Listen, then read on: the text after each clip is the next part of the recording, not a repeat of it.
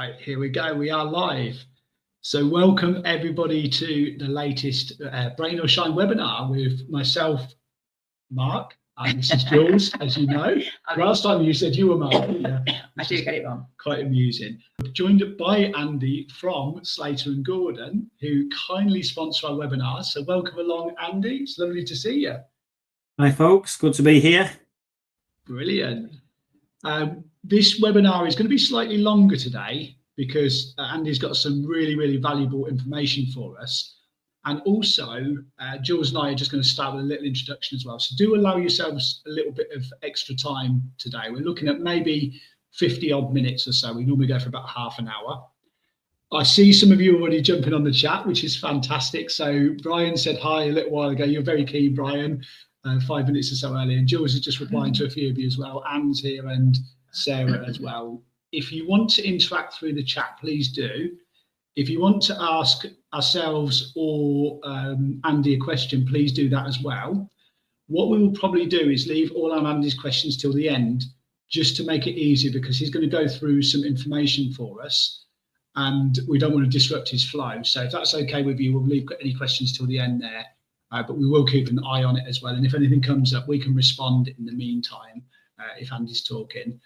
We are going to be talking a little bit today about relationships after brain injury. Yes, I mean, that's been our topic this month in terms of relationships and making adjustments following a brain injury. And from any of you that know our backstory, Mark had his brain injury over 12 years ago now. Yeah, wow. And for quite a number of years, we were sort of, I call it in the wilderness, because we didn't really understand the hidden disabilities and lasting effects a brain injury can leave you with. So we were just trying to figure it out between ourselves. And it really got to a crunch point where it really did break us as a couple. Really did. It come to that point. And that's when we had to go back to the neurologist, back to the doctors and say, we seriously need help because our marriage is failing at the moment and we don't want that. Absolutely. So we are absolutely delighted to have Andy come on here and talk about family law.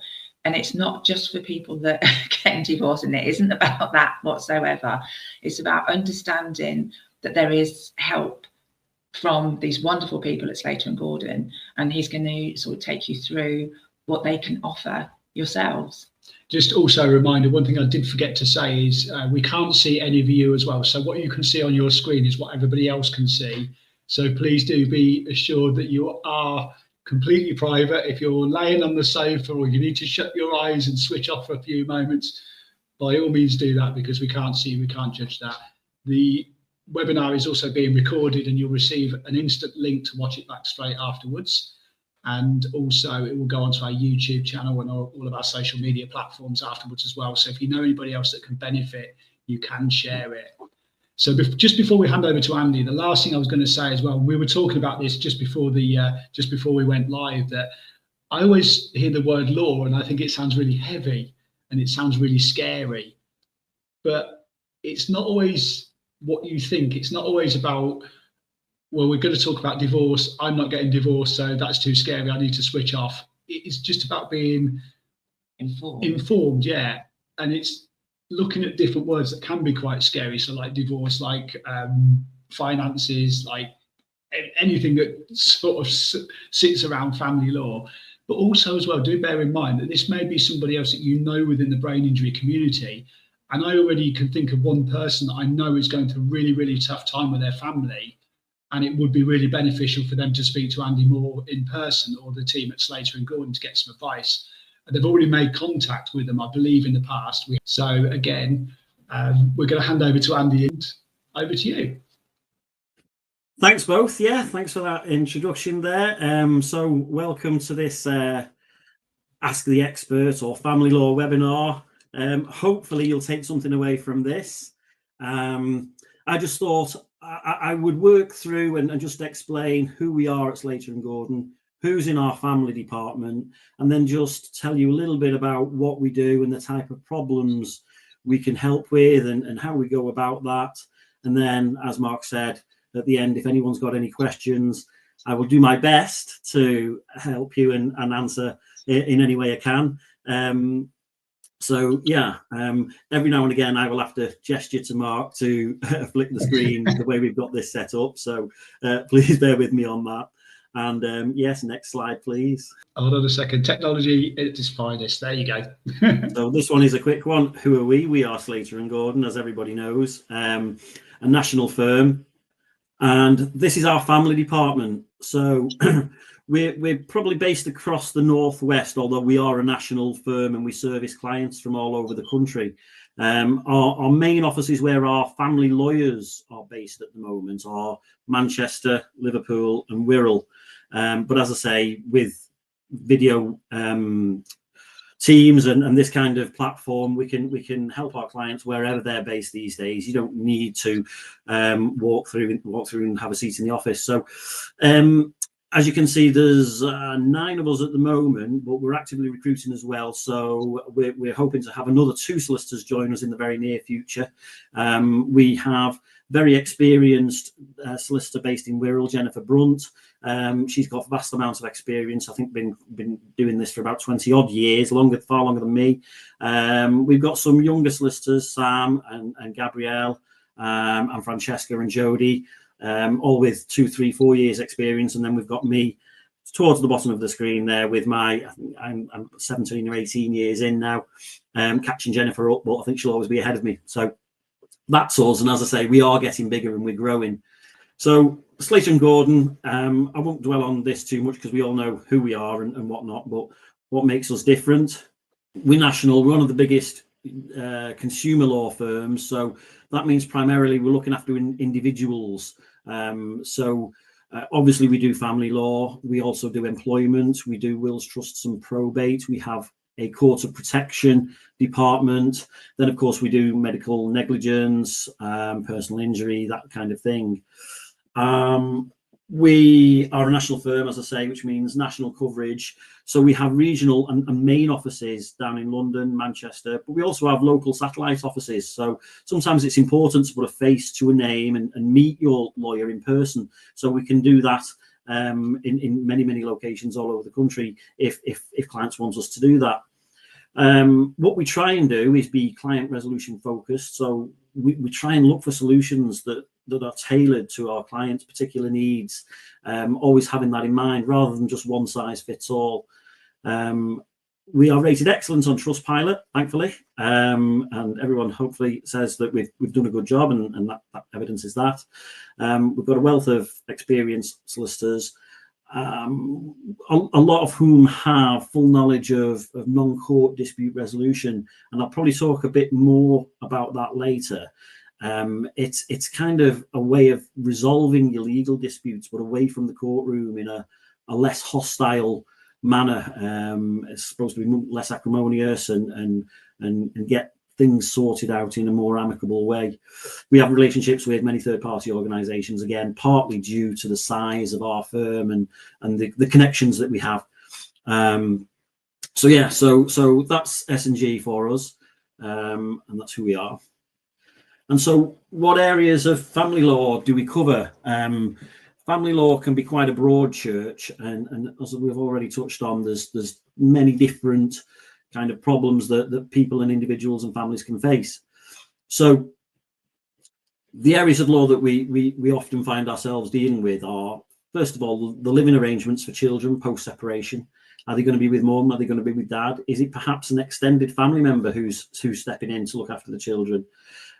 So we can help negotiate that, or if it has to go to court, obviously we can advise and represent parties if it ends up in the court arena. Property disputes involving unmarried couples, we call them cohabitee disputes. It's really important that people understand their rights, or perhaps lack of rights when they're not married, because it's a whole different ball game to a married couple upon separation. Basically, unmarried couples don't really have many rights at all, and you have to rely on strict property law principles. There's a lot of talk about reform, and this government again is talking about it with a view to bringing in some changes, but to be frank, I've been talking about that since I was a trainee back in the day. So obviously you can see that's quite a while ago. But maybe this change is just around the corner. But I think there's a myth that there's like common law rights and things like this, or common law married couples. No such thing. And it's really important that you understand where you stand if you're unmarried and things are going wrong in your relationships. Obviously, we can advise on issues around domestic abuse, domestic violence, what people can do to protect themselves. There are steps that can be taken. There can be steps that can be taken at court, protective orders, but there are also a lot of support agencies out there who can give advice, support, counselling. So it's really important to get advice if you find yourself in that very difficult situation. And it doesn't necessarily mean that you have to go to court and get injunctions. You can be signposted to get various types of help and support to help you deal with that horrendous situation if you find yourself in it. Divorce, obviously we deal with divorce, and I'll talk about it in a bit more detail later. There's a new divorce process which has been in place since April. Thankfully, the idea is to make it less acrimonious. As you can see on the slide there, it says no fault divorce. So gone are the days of mudslinging and all that kind of carry on, and long periods of separation before you can finally divorce.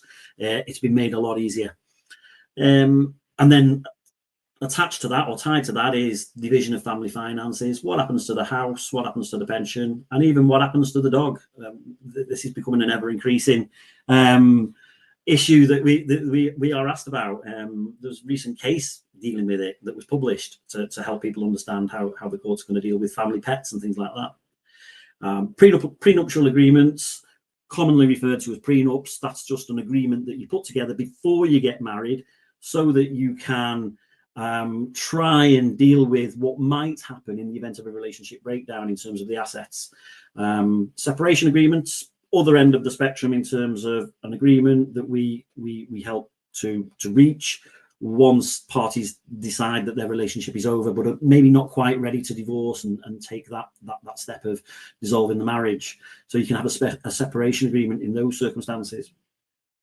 And I suppose related to the divorce aspect and the finances aspect is we deal a lot of the time with pensions, and in many ways pensions often got overlooked over the years. Less so now. There's a focus on them, but it's always important to get advice about if you've got a pension, is it likely to be shared and that kind of thing, and how's that going to work? Again, we can advise on that, and we have a relationship with the police and do a lot of work with the police in terms of advising on their pensions and all the rest of it.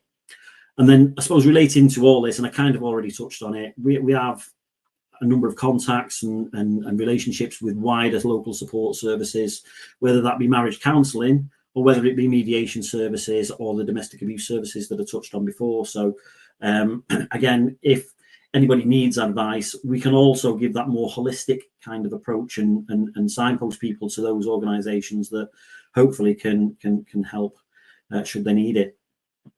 One of the problems that often arises when people separate is what's going to happen with the children. So of course, as I said earlier, we can deal with applications to the court in relation to children, but it's not always an application to the court. So you'll see the first bullet point there is co-parenting agreements and plans. So hopefully the name of the game is to try and keep things as amicable as possible. And when that is sort of the arena that we're operating in, the parents can work towards just that, really, a co-parenting agreement, and that's really the aim of the game, to get to a point where you can cooperate, you can work together, and we can help negotiate those co-parenting plans or agreements and draft them for the parties. And it helps focus the mind. Everyone knows where they stand, what they're going to be doing, what their role is upon separation with regards to the children and schooling and their post after school activities and all the rest of it. Obviously we can assist with referring parties to mediation or non-court dispute resolution, and there's a big emphasis on this over the last 18 months with new rules and guidance telling us lawyers to try and direct people to the mediation room rather than the courtroom a forum to resolve the differences. Loads of benefits to that, because it can be cheaper, can be quicker, more cost effective, but it's more amicable as well. The idea is you are reaching an agreement, a compromise, rather than being in the courtroom where it's adversarial. There's it's not particularly pleasant to be in a courtroom, particularly on a contested type of basis, whether it's the children you're arguing about or the finances.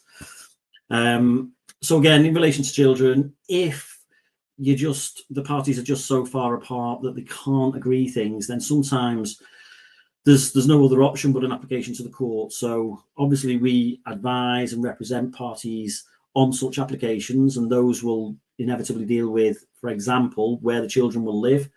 Now, many years ago, people used to refer to that as custody. Then the terminology changed a little bit to residence, and these days we're talking about child arrangements and live with orders. Similar to that, we deal with applications about where the children, or how much time the children will spend with the other parent. Historically, many years ago, people used to talk about access and things like that. Then the terminology changed again to contact, and now we're told to refer to it as child arrangements, spending time. It's just to make it more accessible to people and understand what we're actually dealing with. Shared care, of course, it does what it says on the tin, where the parties want to share the care. Sometimes one party does, one party doesn't, hence the parties end up in court, and the court will resolve that for them. Sometimes there are issues in relationships. Sometimes there are allegations of domestic abuse. So it's important to get advice as to how the court is going to deal with those allegations. And that can be a whole topic in itself, but it's obviously a very important topic. And those cases have to be dealt with very, very carefully, very sensitively. And the court really needs to know what's being alleged here and what's accepted, what's not. And there is a specific way of approaching those types of cases.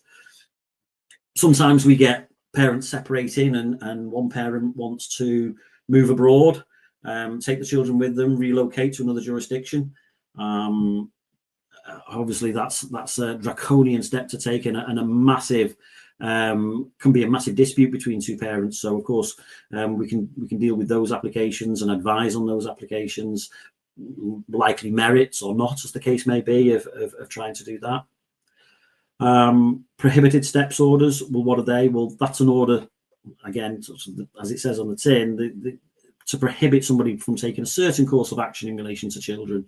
Quite common ones are where there's may have been an acrimonious split up, and there's a threat to go and take the child from school or from nursery. So prohibited steps orders can be applied for. They're probably deemed an emergency type remedy, not a long-term order, but sometimes can just help calm a situation and reassure people.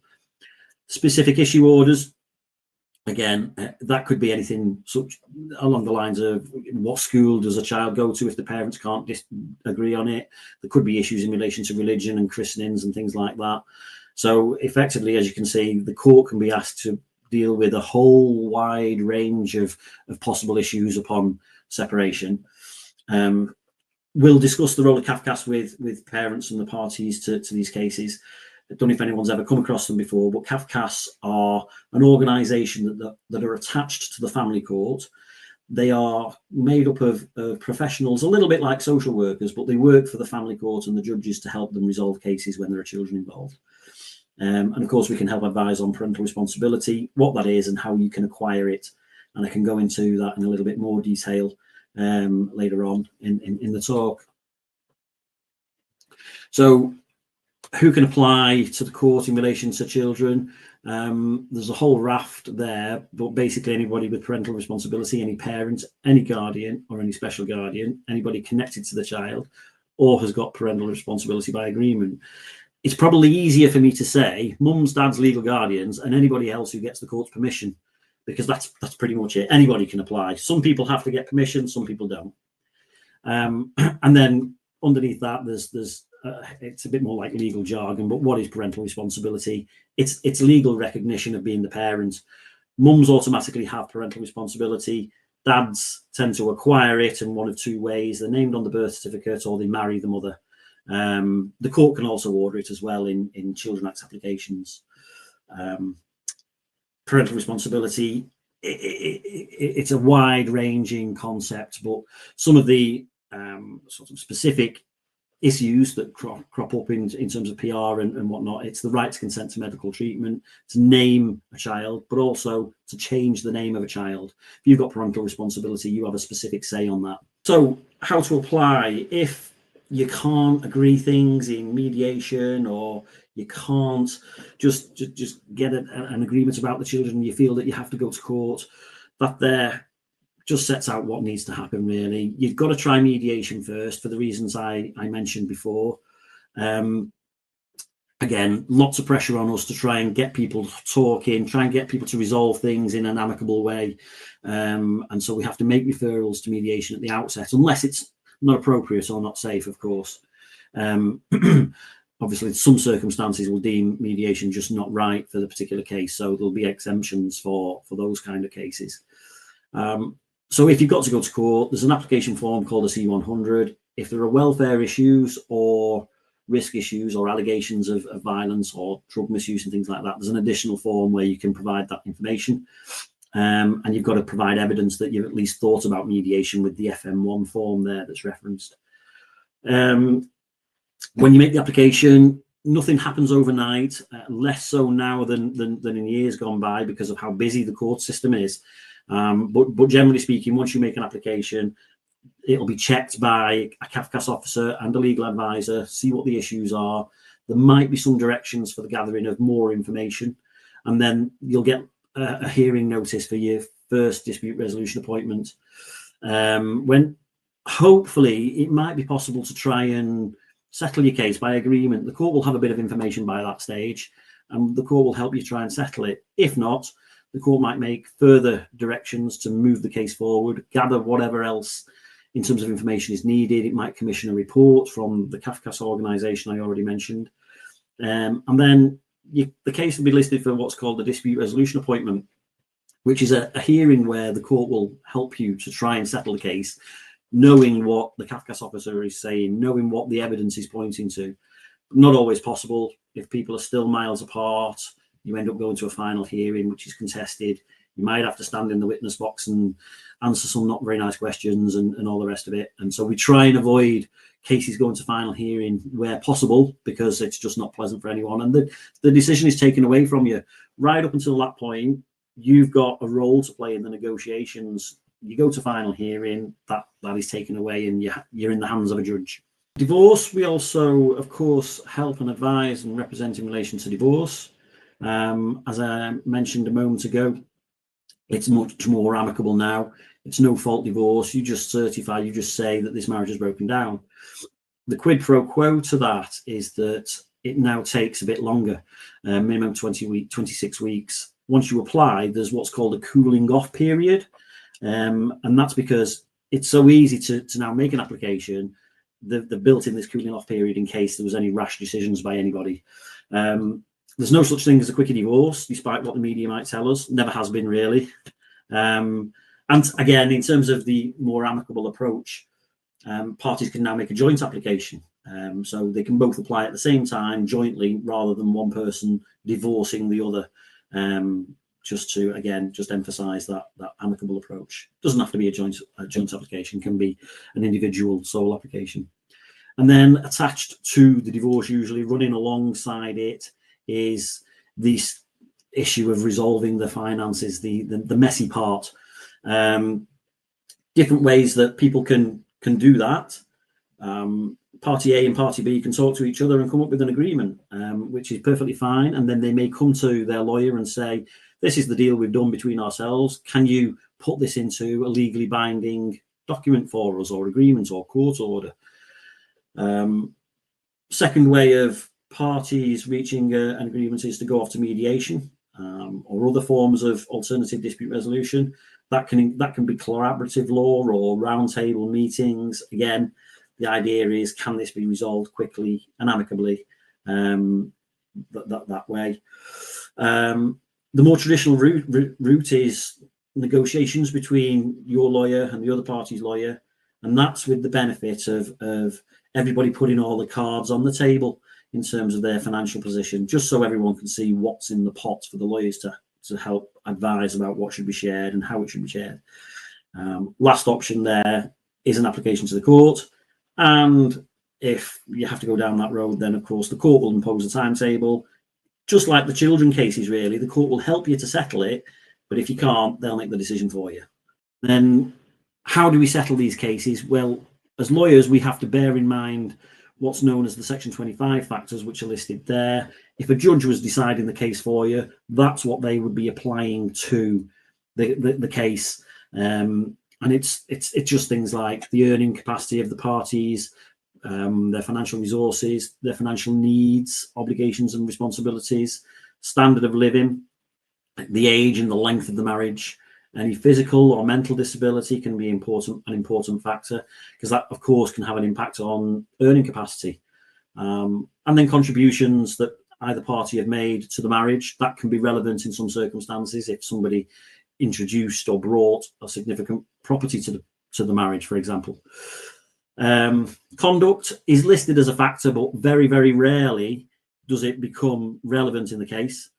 And the last factor there is the value to each of the parties that they may lose the chance of acquiring. That can relate to things like maybe a pension or pension income in the future that they may lose because of the fact that they're getting divorced. And then the types of outcomes that we might get. Financial settlements will include orders about capital and property, orders for the sale of property, orders transferring property from one party to another, lump sum payments, sometimes spousal maintenance, which is also known as periodical payments. That's not to be confused with child maintenance. That's separate altogether, and there will always be a liability in terms of child maintenance, regardless of people's incomes.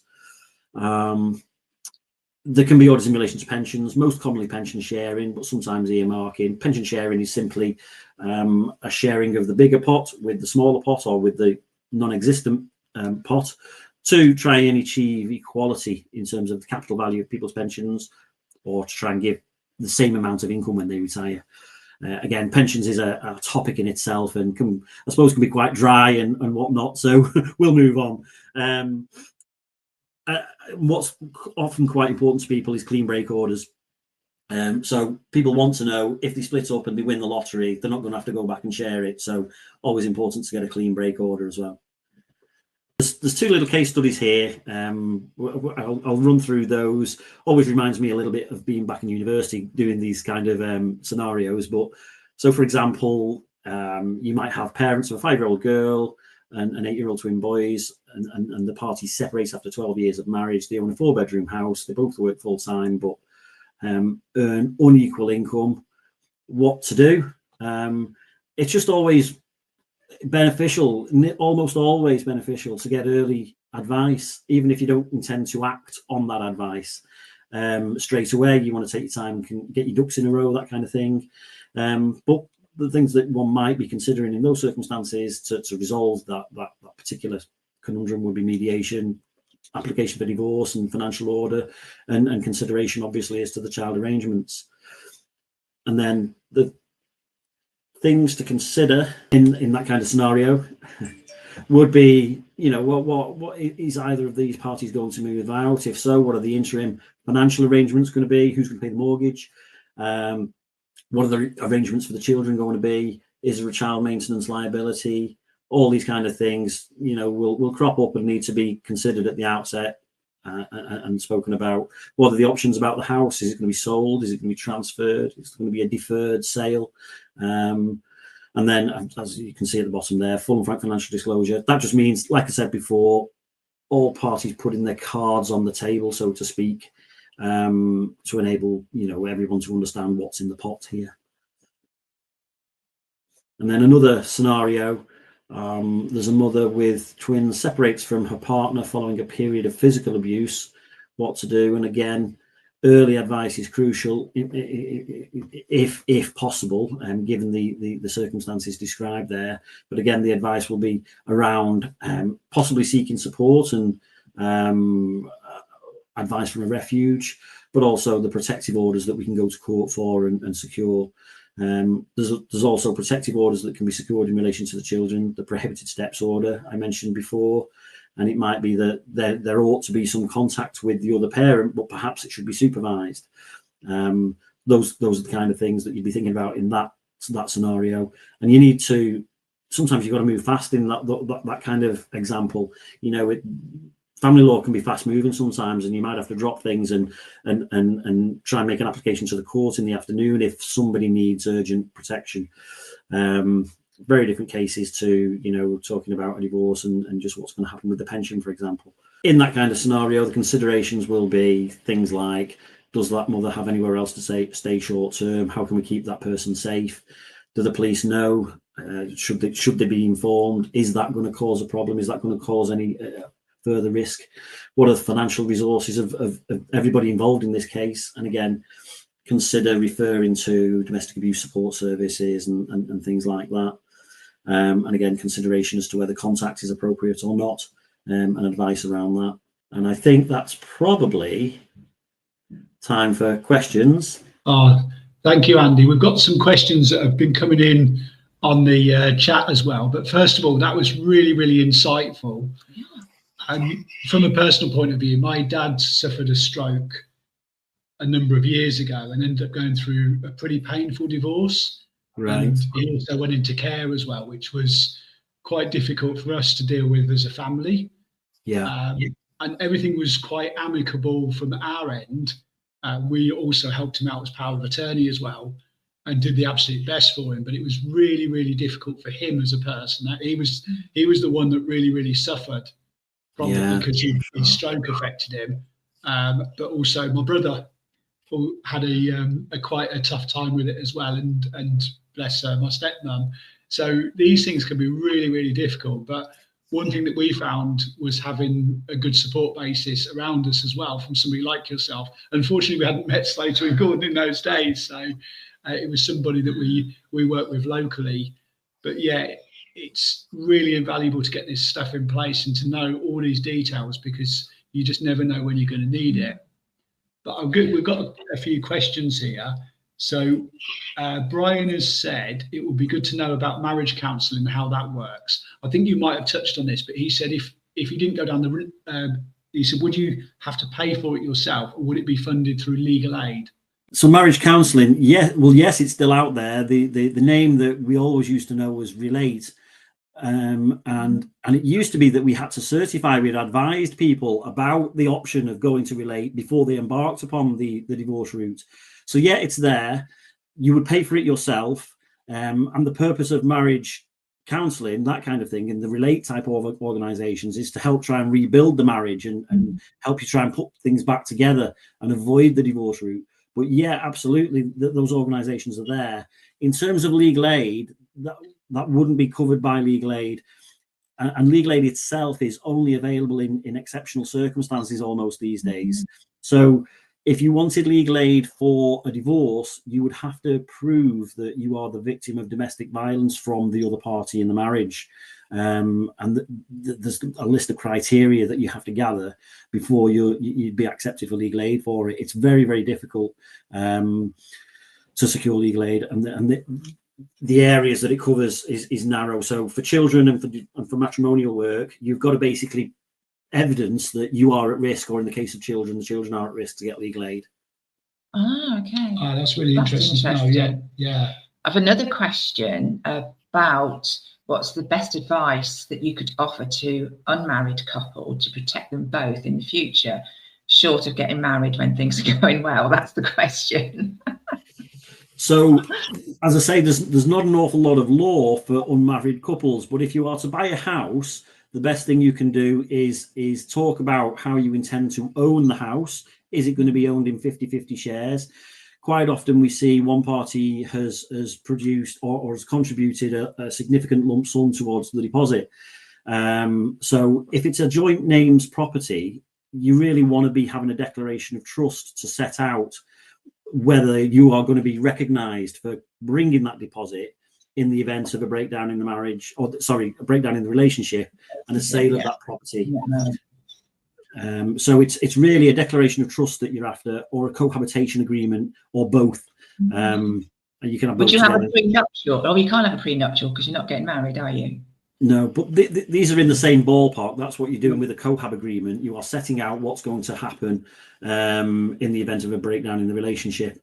But yeah, if you want to make specific provision for how the property is going to be owned, it's a declaration of trust, or how the sale proceeds are going to be paid out if you decide to separate and sell the house. That's a great answer to that then. Yeah, really interesting. I have a bit of a just me question. With the prenuptials, and you talked about pets and different things, do people put their pets on the prenuptials as well? They're starting to, yeah. There's people are referring to them as pet nups. That's quite a cute name, actually. Yeah, it's becoming a thing, and people want them, you know, because people are arguing about the dogs, and more people are having pets, and expensive pets as well, and form attachments to them. So we are seeing more and more of those. Wow. I also thought of a question as well that just popped into my mind. Maybe it could help somebody out there.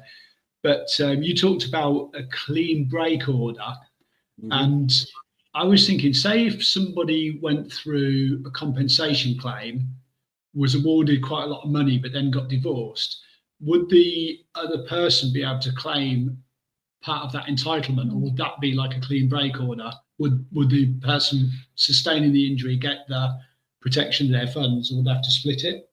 So the clean break would be included in the financial settlement consent order when it's all agreed. If somebody had funds from a settlement, and they would disclose that because it's there as an asset, but it doesn't mean it's going to be shared. There is guidance and there is case law about how we deal with compensation and when that's been received. Clearly, it probably wouldn't be right to say, well, that's a marital asset and it's shared. It's not, but it's sometimes it's there as a resource, and it might enable that person to be able to rehouse or whatever the case may be. So we know that they will at least be able to meet those specific needs of making sure they're looked after with somewhere to live. Wouldn't be shared, but as I say, there's a whole raft of case law about how we approach it, how we look at what, you know, there's specific damages and general damages and all the rest of it, and what it's actually intended for, because a lot of the time it's calculated specifically to meet needs as that person and goes through the rest of their life having suffered injuries and whatnot. So there are specific ways to deal with it, and almost we would be arguing that it's ring fenced. It doesn't come into it, because that wouldn't be fair. No, that's a good question, actually. Yeah. Well done. Excellent. Thank you. I thought of that one all myself. But yeah, we just got a couple of other little comments here as well, and we've answered this one. Martin came on here and he said, would there be a session around trusts in the future? Which there is. Which we have that planned coming up, and we've already replied to that as well, Martin, which got a little thumbs up, so thank you. And Brian said it would be better to rebuild the marriage without having to go down the divorce route. He was asking you a question earlier. He said it isn't a domestic abuse risk, but guidance would be useful. So I'm thinking he's talking about counselling or something like that. So that's good to know. And Sally said, better check our paperwork. So there you go. Great. But that's fantastic. And just really to say, I mean, we was reading some statistics while recording our latest podcast, saying that something like 1 in 10 people are affected by brain injury. And it's also thought that anything between 1 in 3 marriages can be affected by brain injury, even 2 in 3, depending on which statistic you read as well. So it is actually quite frightening, the impact that brain injury has on people. And then sadly, some relationships do end. From our own personal point of view, it was really, really useful to get advice and guidance on what brain injury was itself, not necessarily on our own relationship, but to understand what brain injury was, how it affected me, but how it also rippled towards Jules, but then to people outside of our circle. And also for anybody listening in, our podcast is going live on that tomorrow as well. This is a 13 minute podcast episode actually on how it does affect people. And we will also be looking at ways to deal with that as well. So the support is out there. It's finding it is the difficult thing. What we found useful is going to somebody like ourselves, Brain or Shine. This is why we set this up. going to people like Andy and his team at Slater and Gordon and just knowing exactly where you stand and just being informed without overloading yourself. I know from personal experience how difficult it is to take on lots of information. So that's what today is all about. I just got one quick last question. Another question. How do people contact you, Andy, if they want to get hold of you? Go to our website, www.slatergordon.uk, which is there now. There's Jennifer's details. Yeah, and also it depends how people. Also, we're on LinkedIn, most of us as well. If you search Slater Gordon and our names, and we're on LinkedIn. Fantastic. Yeah. And the little follow-up question to Jules's question there is there any charge for advice from you guys if somebody just wanted to come on board and say, what are my rights? Yeah, we offer fixed fee appointments, which I think it's £150 including VAT. So it usually takes 45 minutes to an hour to get through everything. And then we can advise really then about options, next steps, and all the rest of it, and cost estimates for running a proper full case and whatnot. So as I say, that's quite competitive in terms of what other people may offer and whatnot. But yeah, it's definitely worth getting in touch and seeing about one of those sorts of fixed fee consultations and whatnot if you think you might end up in this one of those situations. Yeah, fantastic. So last comment, Martin said, very helpful. So sad that many marriages break down after brain injury. It's such a difficult thing to deal with. My wife definitely would not have got through this session. And Brian said, thank you very much. It was really, really helpful. We want to thank you, Andy, for sharing all that information with us as well. It's certainly given us information that we didn't know before as well. So I'm sure it has for our listeners. So thank you very much. Thank you very, very much. And thank you for everybody for joining. And we hope that you've got as much out of it that we have as well. Yeah, so just a final thing, if you need any more information, brainwillshine.com for our website. We've got our podcasts on there. You can subscribe to our newsletters. We also have a regular blog and lots of information on social media. And of course, we have slaterandgordon.co.uk where you can reach out to Andy and the team as well if you need any more information on that. This will be recorded, or if you're watching the recording, then we hope you found it useful. And thank you once again, Andy. A million thanks. Bye for now. For watching.